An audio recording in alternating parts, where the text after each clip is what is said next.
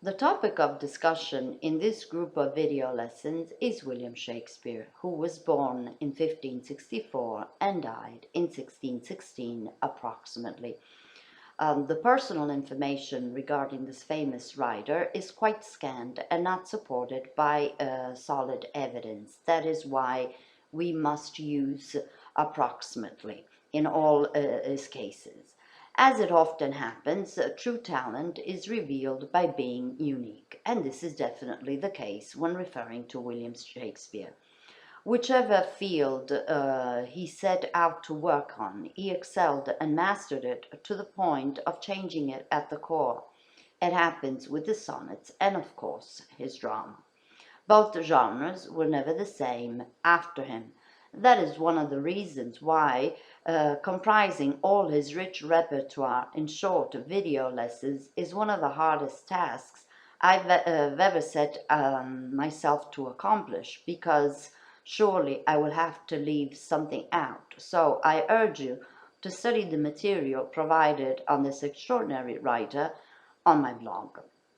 His uniqueness comes right through immediately in his 154 sonnets.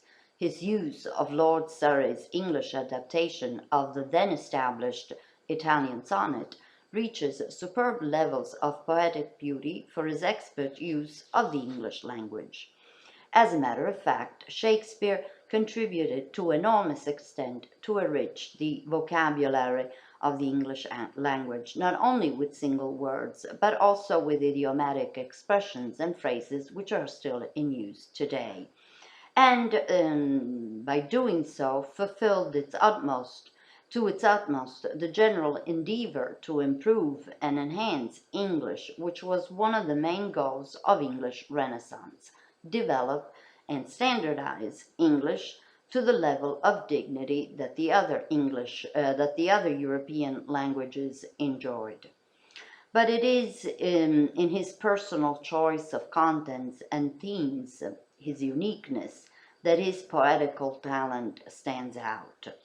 The most important figure of his sonnets is referred to as the fair feud. There has been great speculation around the true identity of this person. Some identifying him with the young Earl of Southampton, who was Shakespeare's friend, but most importantly, he was his patron.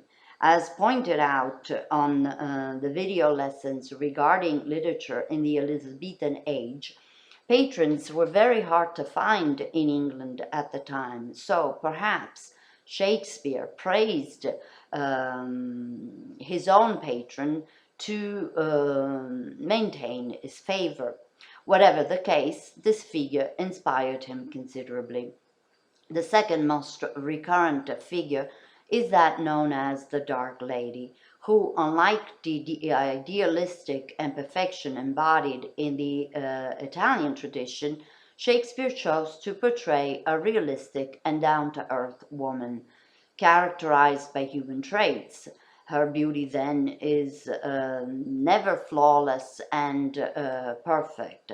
On the contrary, it is quite familiar, and in some cases even ordinary. She can be essential and at the same time unfaithful, just as it happens in true life. Finally, the third figure is that of the rival poet, revealing Shakespeare's own jealousy and fear that the rival poet might outdo his own poetic qualities with his verses, and thus endanger his position at court and even win over the favor of his own patrons. As far as the themes are concerned, they can generally be considered as quite traditional. What's new and revolutionary in Shakespeare's themes is the way he deals with them, bestowing them with a universal quality that clouds all previous uses. Let's take love, for instance, that is specific for the marriage sonnets. Yet another popular theme in European poetry of the time, and still another occasion for the English bard to show his unique brilliance. In fact, the love he celebrates goes way beyond conventions, reaching unusual depth in human psychology. Um, because he combines spiritual fondness and lightness along with physical absorbing passions within the couple, and therefore this love provides true solace for the passing of beauty and time.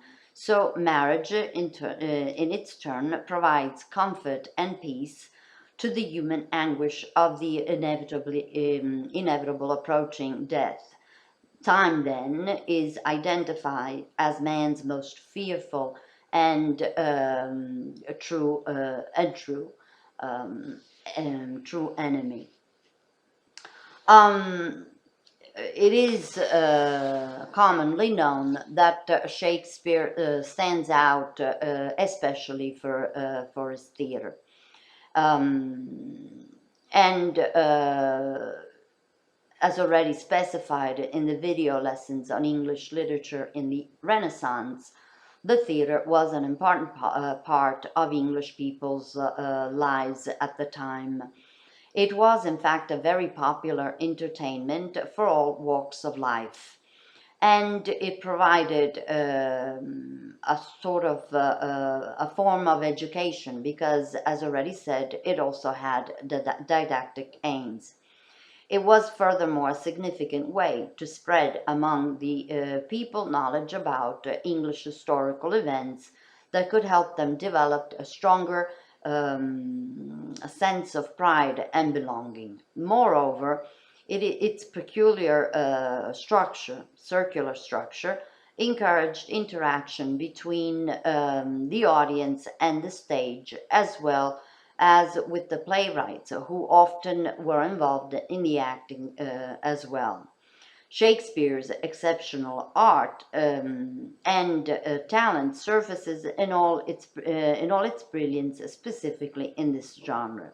It is almost impossible to date his work due to the great number of plays he authored, but some say that they reach almost 40 plays, highlighting his dedicated commitment to the theater, as we said. I will group them according to their main themes to best discuss contents and structure. We will start with the historical plays. Following in the footsteps of tradition, Shakespeare adds to it, as already said, his unique genius by embracing something like 2 centuries of English history, outlining the brutal fight for power, taking extra care to highlight details in order to describe every single episode as part of a whole, and therefore reveal the glorious past of England. It is, in fact, this country in this specific group of plays that represents his main concern rather than focusing on any single specific character. As a matter of fact, it's easy to identify the historical times that he deals with by merely looking at some of the titles. So he describes events that go from the Magna Carta, for instance, to the struggle for the throne of England and the need to preserve the French possessions as well, passing through the War of the Roses and reaching the Reformation. For the analysis of Shakespeare's tragedies and comedies, we will discuss them in the second video lesson of the group.